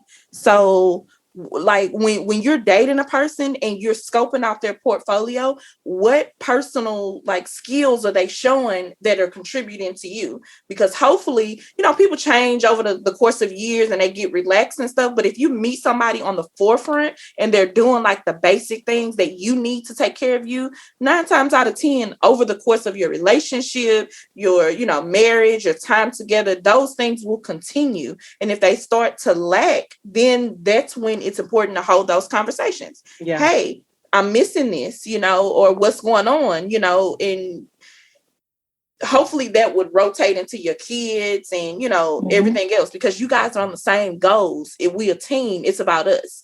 I take care of you, you take care of me. I think it's amazing that we get to say that we're adults listening to this podcast, because we know that as adults, you have a certain level of autonomy that you got to exercise and be willing to use. And when I say that, I'm talking about, I'm going to just bring it all to the table because we're talking about marriage. And so this may or may not apply to your dating relationships. If you want some, you got to give some. And that happens before you actually make it to the bedroom. So if you want a great sex life, you got to be taking care of me in other ways before we get there. Because exactly, like that's like foreplay. Like thank you. We gotta be people think they doing what they supposed to be doing, and they sending the WYD, and they upset because we like you ain't getting no reply. You ain't getting no reply, or you're not getting the right reply. You should be able to pick up on your partner's needs. Everybody don't know that. He may come from the St. Louis streets where everybody on the corner throwing it at him. So all he got to do is go up, whistle or something, and this goes. Yeah, and this goes into something Shayna's gonna talk about in the future. This goes into something Shayna's gonna talk about in the future. I have clients who I am sitting with now on a regular basis that are dating. Like, and before it was like premarital and marriages or babies, but I now have clients who are dating, and I think it's beautiful that people are open to that now, therapy while dating, because a lot of what we're talking about right now with potential and other things, sometimes you got to be able to sit down and talk with a non-biased third party who can go ahead and like cut through the bullshit. Oh, yeah. Like, hey, y'all need to go ahead and just be honest with each other, because what I'm hearing, this ain't lining up. And I'm not your friend. I'm not a relative. So when I say it, I have no stake in whether you stay together or whether you break up. Right. Either way, my life gonna move on. So I think 2 extra checks because I could see y'all separately. Then. I didn't say that, y'all. Shayna said it. Combo. Y'all can't see me. That's what it is. But so to say, when it comes to having this conversation specifically while you're dating, you got to be willing to have the conversation. And at the end of the day, because you're not married, if it don't work, move on. Because if you aren't in a contract with somebody, because that's another part of why marriages are so hard to end. It's a legally binding contract. If you ain't made it to that level yet, why would you be miserable while dating them and then sign a contract that you're going to have to pay money to break? And weddings are expensive. Talk to me. That's what I've been trying to say. This is the thing. Look, this be a lot of stuttering. What is it? It's the water. Tea. Yeah, the green. I thought it was Mountain Dew. No, it's green tea. I love green tea. When you turn the label around, it's green tea. So what is it, Rod? So this is what I think going, and I've seen this. I've seen it people before they get married and after they get married. It's still the same junk. Yeah, right? It was junk before. And you know why it's the same junk? Because if you're in a relationship, there should be only one expectation. As long as you don't physically harm me, that's it. So I could do anything else to you except put my hands on you. Right. It's some shit get in here. Yeah. Are you joking? No, I'm serious. No, you sound like. Why you looking at me like that for? You sound like you've been listening to Mike Todd. Listen to this. Instagram pastor. Listen to this. I don't understand that logic, and because I don't understand that logic, I can't go with it. Please explain. Let me explain first, and y'all let me know thumbs up or thumbs down. Right? We're trying to help you as friends right now, like we really are. But go ahead. You guys are not trying to help me. Go ahead. We're listening. People that y'all know that are married right now are having issues. Right. The same issues they had when they were dating. Okay. It is not going to change. Because they don't talk about stuff. They do. Chemyeeka just said some of those people should have never signed a piece of paper. That's what I'm saying. If you see this doing dating, don't get married. You start out one way and you have opportunities. That's logic. So what do you mean you can't stop it? You have to have intuition. Humans don't make decisions based off logic. Look at I don't want to be rude, Rod, but somebody has stopped it. You just said 99% of your relationships ended. So somebody stopped it. Y'all didn't get married. I didn't stop it. They did. You have to follow your intuition. If a person gives you the yellow light, like Ms. Chemyeeka said, yes. the red flags, like I don't know about this, like you have to listen to those intuitions. Like your intuition gives you hints about certain things. Do not ignore those things, because if those are things that you're sweeping under the rug. Disagree. Martin had a joke. she like, yeah, he got them white socks on with that suit. I can change all of that. No, you can't. He like those white socks. So if you like a man with dress shoes and white socks, he not the one for you because you can't get. And I need the whole audience to hear me when I say this. Rod, respect you and your point of view. Everybody is different, but being hit it should never be like that. If you gotten to that point, it's too late. And yes, you should definitely run. But there are other things out there. Only deal breaker. Yeah, everything should be. You can't treat relationships like restaurants. Like, hey, this is not right. I'm sending it back. I'm gonna come back. You absolutely can treat relationships like restaurants because if I until you find the right person. All right. Don't you never go back to a restaurant? Let me ask you this: how many restaurants do y'all eat at a month? It's COVID. I ain't even going out. A month. Well, say 3. Say 3. 3 a month, right? Out of the course of a month, how many times something just ain't right? 1 or 3. 1 or 3. You keep going back, right? No. You mean to tell me your favorite restaurant messes up? Nah, my favorite restaurant don't never mess up. I'm so basic. You know, my favorite restaurant, Cheesecake Factory. They don't never mess up. Yeah, they do. They don't. So as much as I appreciate this analogy, right? I do. Can I like where we are in the podcast? You see? Oh, okay. Oh, look, I ain't know either. Go ahead. So I'm saying that you're going to ask to send stuff back, but it's your favorite restaurant. You got to let things go. It can't be, in my opinion, and I respectfully disagree with you. Okay. That if you're not getting affection, right? And I'm gonna give you 2 to 6 months to figure it out, and you're gonna stop going to that restaurant. I don't think that's fair. What should she do? Be like, hey, this is who he is. And just accept it. But that's the self-love. Because you can get. Hold on. You can get it from somewhere else. Okay, prime example. The grass guy. Wait. Touchy feely does not mean it has to be from a. You can go to a group, a women's group, or a book club. When you first walk in the door, people are hugging you. People are, they love on you. You can get affection. You don't have to get everything. There's so you different said she branches. Go somewhere else to get affection. Yes. I want it from my husband. Mr. G was the grass guy who I dated. He was the restaurant. He fucked up. He brought me a burger that I said I needed medium rare that was bloody. And I was like, oh no, take this back. Right. And then I'm saying, you know what? I'm just gonna go and eat over here. So I stopped dealing with him. Right. Because he wasn't what I wanted. It didn't meet my expectation of what I knew my self-worth was. So I cut it off. I moved on. I disagree with that though. But then I got hungry again. Yeah. Because I got an infection. They like to eat. So I went back. Same restaurant. Yeah. Same bullshit. Right. So at this point, I'm like, okay, well, you know what? This is not for me. Menu. And that's why I moved on to somebody else. No, keep the restaurant and just order something different. No, since we're giving analogies. But sometimes for me, there are options that you can give people that's in your ballpark. Now, it's your ballpark. You have to have self-awareness and self-love for you. What are you willing to accept and not accept? Everybody has their own deal breakers. For me in a relationship, there's certain things that I need. If you can, we on the same page. Your portfolio is similar to what I want, and we are moving towards the same goals. If not, then I gotta let you go, and I gotta find somebody who's moving in the same direction as me. Well, I mean, that's what I understand. I can't say because you're not gonna make my life miserable. So if I'm a woman, if lying, doing all this, it ain't nothing wrong with lying. You gotta accept it. But look, I can't accept things that don't feel good for me. If I'm a female. And I'm using your scenario. I'm a female. This guy didn't. And why are you rolling your eyes for? But your scenarios be making all our eyes switch. No. This is the same scenario. Like, if men across America think like this, yes, this is why we are here now. That's why I go to Starbucks and talk to them because it's like this. I ain't never seen a group of. One-on-one. One-on-one. Okay. Yeah, it ain't a group of.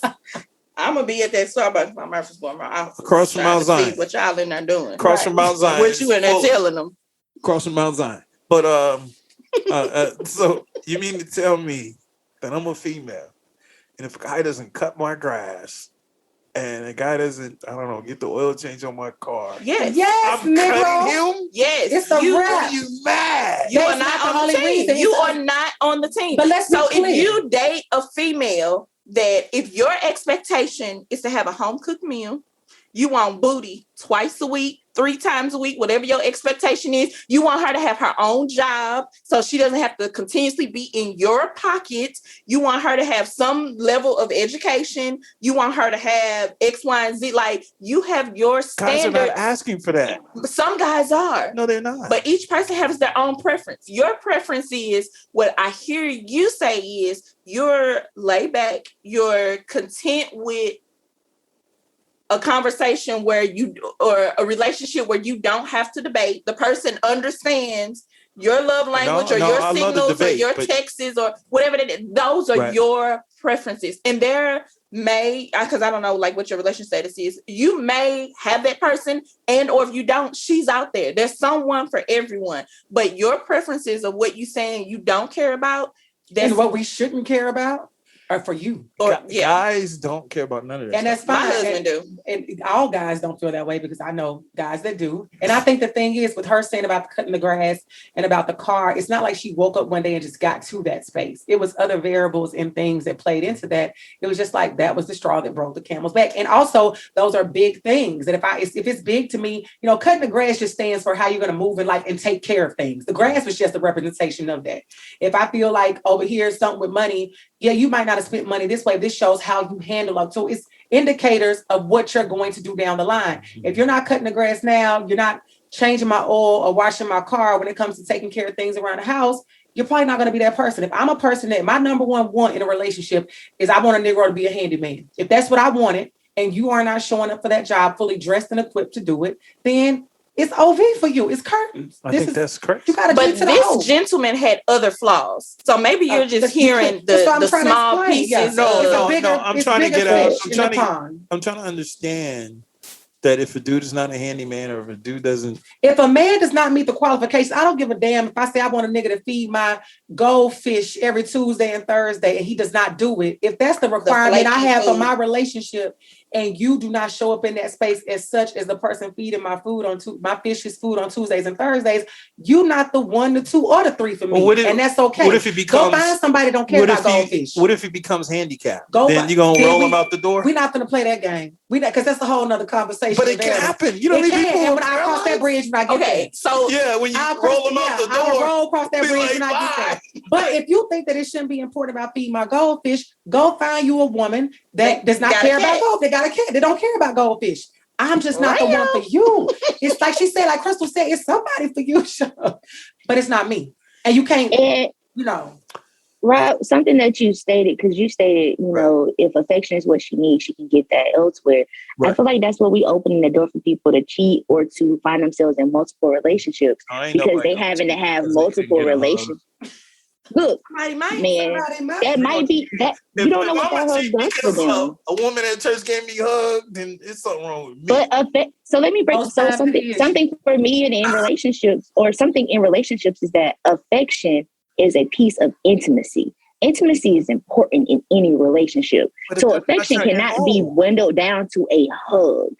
And if you're saying that you are an affectionate woman and you need an affectionate man, and that man is not affectionate, and you could easily find yourself cheating. Why? Because in regards to what you just said, though, she needs to be okay with the fact that she's not going to push him to be affectionate with her. So she has to be okay with him not being affectionate. If you need someone who's affectionate, maybe it has to do with your childhood. Maybe it doesn't. Maybe that's just the way you feel loved. If you don't give me affection, and affection is how I know I'm loved, how are you going to tell me that you love me? It makes no sense. Because I don't hear the words. If before you was married. And that's why we'll be talking about love languages. Before you was married, you needed affection, right? Mm-hmm. Where was you getting it from? My husband. Before you were married. Before I was married. Them gang of others. Yeah, my lineup. She can't go back. Now she got a husband. Well, all the lineup, this is all respectful. All the lineup dudes with some women in there? No, I don't. No, I'm not talking about sexually. I'm talking about. What we talking about? You can get affection from the opposite sex. Are you asking who she was getting her affection from? Yeah. I mean, I don't need affection. Like, so let me. there's little things that we're talking about, and I feel like you're taking the snippet of that. Let me tell you. Hold on, wait. Let me tell you. When I first met my husband, the first Valentine's Day that week, Valentine's Day fell on a Friday. Yeah. I got something sent to my office Monday, Tuesday, Wednesday, Thursday, and at this point we were just dating. My coworker was like, "Girl, when Friday come, he gonna propose." I was like, "Ooh, he did not. We ain't been in it that long." But that's the type of affection that he showed me when I first met him. His portfolio to me was it was eye-catching. Yeah. And some of the goals that he presented as a man, what he, wanted, his presentation, how he handled me, how he gave me attention in certain things. It's what attracted me to him. Yeah. Right. So now we're 7 going on 8 years in. We got a 5-year-old. And he ain't doing none of that. We working. And some days I'm scratching my head. I might get flowers once every 2 months. Thank you. Or, so for me, it's like, babe, look, this part of my love language, you started off with this, and these are things that make me feel good. I like it when you show me, and it doesn't have to be a gift every day. It can be, let's watch a movie together. Let's go get me some ice cream, like different stuff that just show me that you're present in our relationship, how you were and I don't need it every day. So this is what I'm saying, the little small things that I'm telling you as examples. I don't want you to think in a broader, so for me, this is me communicating with him, hey, I need some of that back, because this is what you showed me in the beginning when we were portfolio looking. And it's just like a job. If I hire you for a job, you come in with your resume and you tell me you're qualified and you can do X, Y, and Z. 6 months down the line in that role, you can't be sitting at your desk with your feet up, moving your mouse, acting like you doing something and not doing your company, role. They just move you to another department.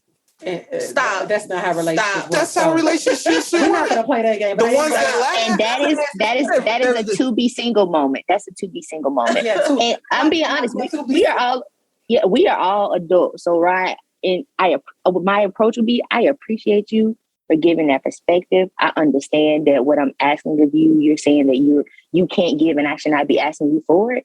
So I have to move on. And if you say that's wrong, then I just got to be okay with you building your story and hope that you find somebody that's still okay not with that. getting what they want. This is my story. we gonna get you. We talking to the people who are dating. We telling the people who are dating they need to let that go before they get ladies. Guess what, ladies? If you're out there listening to this and you're dating, and you're going from relationship to relationship. I'm scared. What you finna say? Well, yeah, listen to this. If you're out there dating, and I know. He knows. And I know. What? You know what I mean? If you're out there dating and you're going from relationship to relationship because you have these deal breakers. It's normal. It's normal to have. You know how they take a picture of before and after? This is going to be before 10 years and after 10 years. It's still going to be the same. You have to go into, in my opinion, number one, I thought the meaning of getting to know yourself is that, hey, if I need affection or if I'm lonely or this and that, I need to know ways that I can get that without going through one individual. Well, you know what? This is not the fucking podcast for you to be on.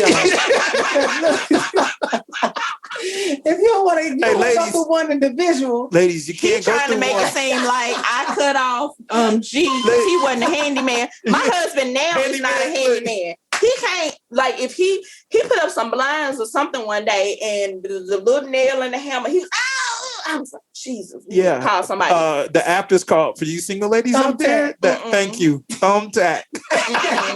But that just shows you it's not like a strikeout on every man that doesn't have a certain quality, because my husband is not handy. I mean, when we moved, he was like, yeah, we should get a fixer-upper house. No, the hell we not. Gonna have me here with no dusty. That's not his ministry. So you have to know it's not about that. It's about... Let me give you a quick example of what I mean by this, right? Yeah. Montana, can I do that? You can. Go ahead. All right. Please. So I'm not married right now, right? So before I I couldn't hear you. What'd you say? I wonder why. Okay. So WHY this time. That WYD. WHY. So what I'm saying is, I like to talk about business. Okay. I like to talk about things. I like to talk about finances. I like to talk about whatever. Blah, Yeah. blah, There's blah. women that like to talk about Right. those things too. Yeah. So when I meet a woman, say for instance, business, if she's not on the business tip, that's not a deal breaker for me. Okay. Already before I even married her, I already have my people that I talk business with that I can get that from. Okay. So I'm not gonna, if I come home from work or whatever like that, I'm like, hey babe, this what happened to me. Can you really this, ROI that? Mm-hmm. She's like, I'm not gonna disown her. I'm not gonna say you got 2 months to 6 months to get you to know what damn ROI means, or I'm out of this motherfucker. This is an example of you taking something small again and pushing it into a wider perspective of a relationship. People have different hobbies, different interests, different enjoyments of life, beliefs. There's some people that's married that are Christian and Muslim, or this and that, or white and black, or female, or male. So, sometimes you have people who have more in common as a couple than other couples do. But that's why they say sometimes opposites attract. My husband is a fun snatcher. And can you see how fun she is? And we are opposites in a lot of ways. And there's certain things that I'm not expecting. You better give her a hug. For him.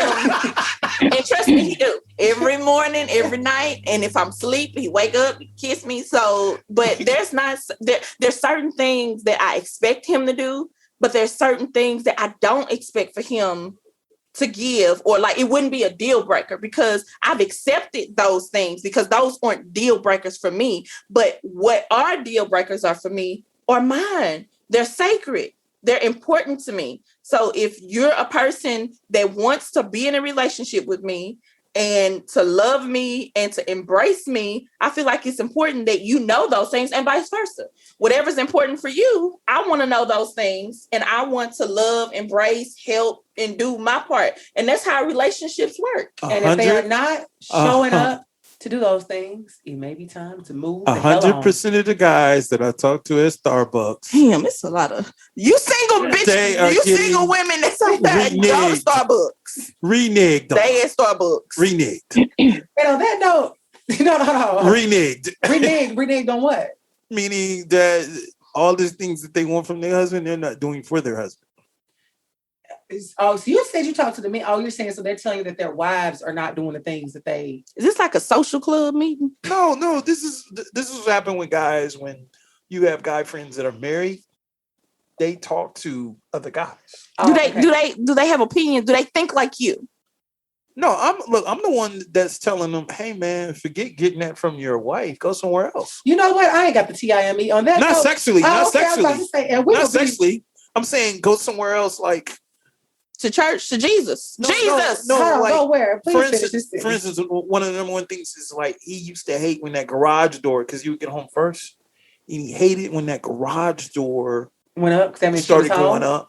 Me coming home, that he was probably having a conversation with somebody. So that means he has to say, I got to listen to my wife for an hour. There's a disconnect somewhere between him and his wife. So where is the disconnect? There's no disconnect. There it's has to be. You know somebody's need is not being met. So there's a disconnect there. In a marriage, your needs are not always going to be met. No. So you know what I was telling him? I was like, dude, don't depend on your wife to listen to you. Go find somebody else to. Who? Who are you saying find? Anybody? Friends. You have a ton of friends. Other guys. I agree with that shit. Just I'm gonna go outside the marriage because I can't get. I'm telling y'all, this was what guys are saying. It is you cannot put that much pressure on your wife like that. I'm not gonna get 100% of everything from my partner, but I'm not a fan of just because some, basic or whatever level of the need is. Let me go over here and get it from somewhere else. If your wife doesn't want to cook. Chemyeeka, what do you say from a therapist? Go online and get some recipes and cook for yourself. But you know what? This can go two ways. So what I'm hearing you from what I'm hearing you say, there are situations where there are husbands who may not be getting their needs met. Right. All the time. This can go two ways. They can either be complacent to saying, okay, well, you know what? don't meet my need, I'm comfortable with that. Because I heard you say that you're comfortable with certain things and it's not a deal breaker for you. Not. So for them, if that's not a deal breaker, maybe they can go through the drive-through. Maybe they can go to Publix through the little, the dairy section that I already got some prepped. Or maybe if the wife isn't a good listener, they're okay with that. And she's okay with that. And they have a home friend that they vent and do those things to. That's acceptable for their relationship because they are, not concerned about it. Wife's not concerned about it. And they figured out another location or place to get their needs met. Yes. And they coincide. But if it were a concern for him to where he wants his wife to be more involved in meal prep and cooking, and or if he was a man that was emotional or talkable and wanted to communicate more with his wife, if that bothered him, those are things that mean something to him, that are important to him. And if he does not express those things to his wife, then that will open up doors for other issues. So if he wanted her to be involved in those things, communication will have to start to say, hey, these are things that I would really love for you to contribute to, that I would want from you. I need you to meet me halfway. So that can go two different ways. And on that note, we're going to stop right there because I want to say this. We are going to pick up the rest of this conversation on that side on our after show. When we have it on Thursdays, and Rod, you definitely got to be on the after show. Because we're going to be praying before then. Next Thursday, I might not be here. It's on Instagram Live on the after show. So that's going to be praying. Out. But on that note, we are going to go to the Living Single segment.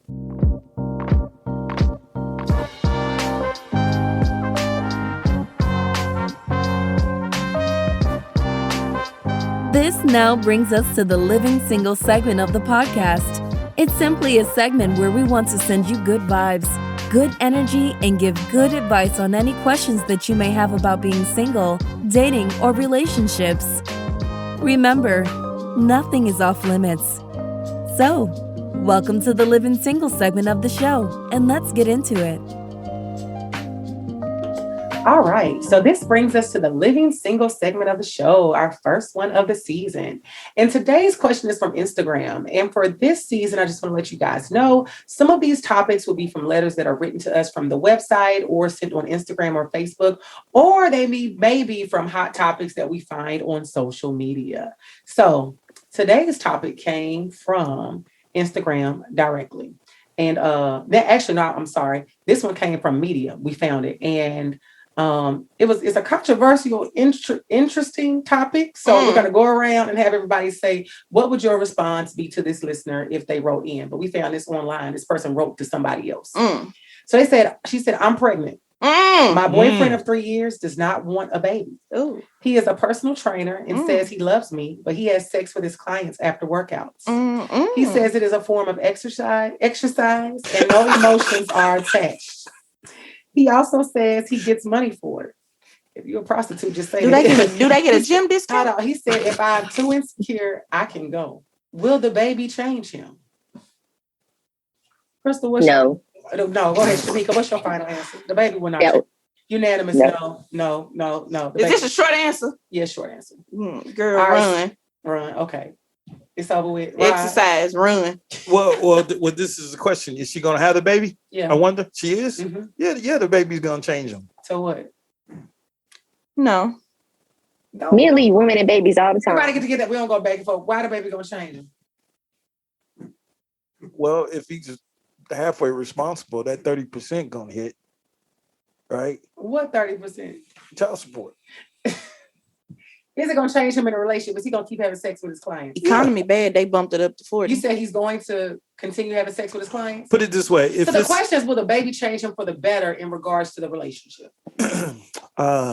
Somewhat better, yeah. I think so. Yeah. Okay. Yeah. Yeah, I do. Chemyeeka, it's your turn. I say no, and I say that because he's already said he don't even want a baby. So you going to have a baby that you going to take care of because he already told you he don't want a baby. Also, this man has showed you who he is. He told you if you insecure, you can leave. So he already done gave you the dough. So I need you, if you're listening, if you happen to run across this, to prepare yourself to be a single parent, but also as Rod mentioned, but didn't mention in this way, make sure you are getting child support. Like, don't not have him financially caring for a child that he's saying, oh, well, I don't want it because the baby already here. So get what you need, but also mentally prepare yourself and physically to be a single mother, get the community you need. And please recognize that also what you do moving forward now impacts the health of your child as well. So if this man is saying he don't want to be involved, keep that in mind if you're trying to use this baby as a means to anchor him to yourself. Yeah. Ooh, because it happens all the time. And on that note, we'll be right back with the resolution.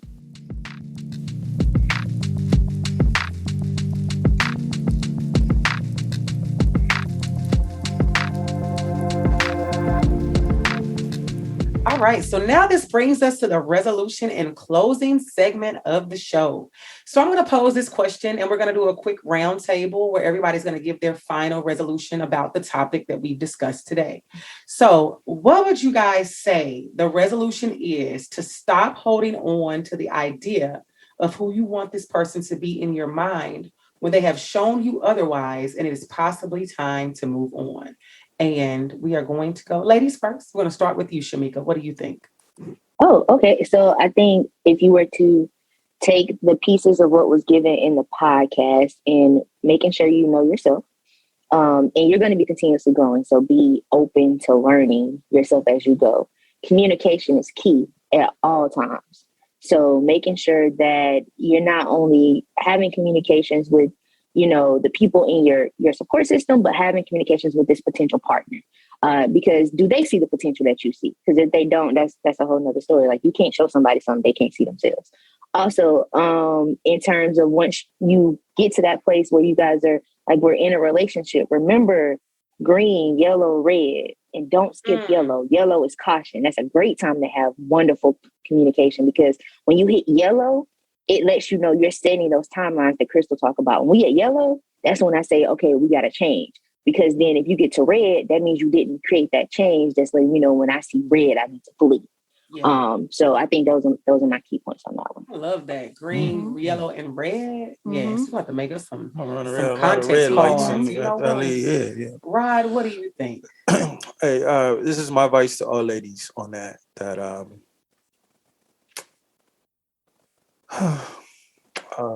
This is very heartfelt, right? This is my advice to all ladies that when you get into these relationships, don't expect. Look, number one, look at the portfolio, what that person has actually done, and decide on that person. Decide whether you want to be with that person based off their portfolio, which is outside of the relationship, what they like to do, because how they treat that is how they're going to treat you, right? So if they love it and they put time and energy into that and they perfect it, they're going to do the same to you. And if they are not talkative, they're not affectionate, get it from somewhere else. You should be able to learn how to get what you need through other means. It's, sometimes you don't have to, like, for instance, I might get somebody to call me up and like, Rod, could you put a smile on my face? I'm like, go watch a movie. I can't wait until we get to explore that topic. You know what I mean? But I can go on and on. Because this is more context to that, because I've had a conversation with people about how, like, your partner is not going to supply your every single need. So we're going to get into that in another episode, but I do love what you gave. So. He looked at me for confirmation. I put my own smile on my face, okay? Don't worry about the fun snatcher. I am the fun, okay? I don't need, So what is your advice? Look for the resolution. Yeah, I want to hear this. So I think as women, it's very critical for us to have inner self-love, the ability to continue to grow our self-love, to understand what you need to put in place for your self-love, rather if that's reading workbooks. I know Miss Chemyeeka said she has some resources or some books, but keeping yourself educated on what self-love is. When you think about women empowerment and being a strong woman, you don't always have to be vulnerable, or you don't have to be the toughest person in the world, but you want to have those core values of self-love, of appreciating yourself, knowing your worth, knowing your care. And I think once you put those components together for your heart and what you want for your goals as a person, finding somebody is gonna help to finalize the ending parts of like your life. That's gonna help put like the pieces together for your puzzle. But knowing your self-worth is like key. Don't settle, don't ignore things, have conversations. Don't be afraid to tell people what you want, what you need. But at the same time, if the odds outweigh that the person is 80 to 100% of what you want, and the 20% of things, that are flaws, if they're not hard deal breakers, try to work with that person. You can, set up support. You can go to counseling, be honest, try to see if you can work on those goals, because not everybody has that background to know how to meet those needs. But sometimes love can be tricky, but love is important. It's crucial of being a person. Everybody needs nurturance and love. So if you find somebody that's not as outgoing, or like my brother here is saying he real low-key, love is just beautiful. Find what's right for you, but also find your inner self-love, because that's important. It's gonna help guide you for everything else. Absolutely. And Chemyeeka, if you could tell the listeners about those books that you mentioned, that would be great tools and resources on this journey. Oh, yes. So when I was talking about those green, yellow, and the red flag, so one of those books is called Boundaries by Cloud and Townsend. There's a series. So there's boundaries in dating. There's boundaries just for boundaries in all relationships. There's boundaries in marriage, even boundaries in online dating. And there's also workbooks that accompany them.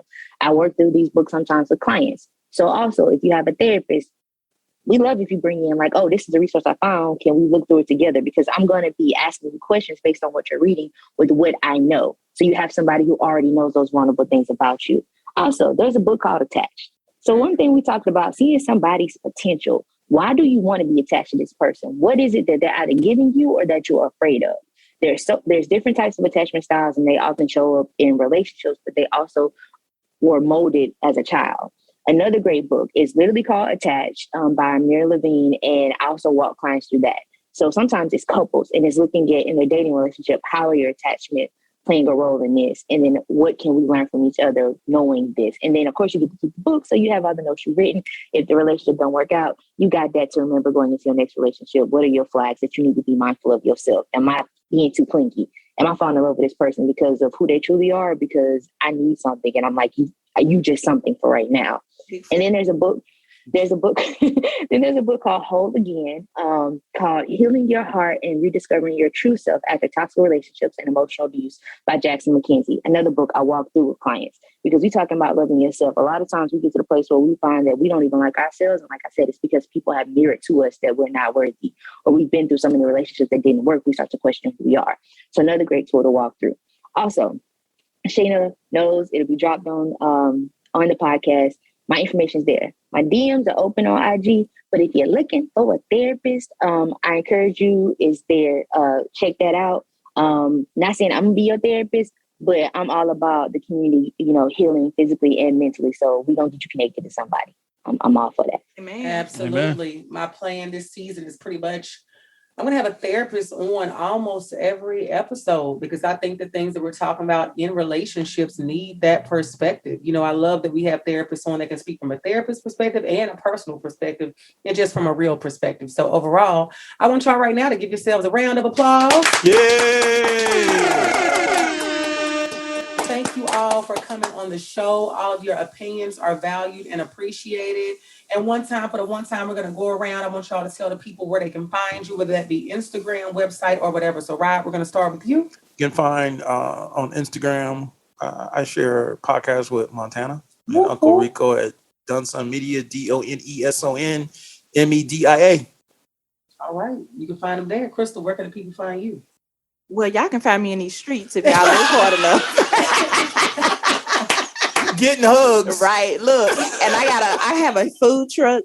Yes. It's called Better Than Yo Mama's. Wait a minute. Hey. Yo is YOMMOMMAS. And on Instagram, it's one better than Yo Mamas. And Mamas is MOMMAS.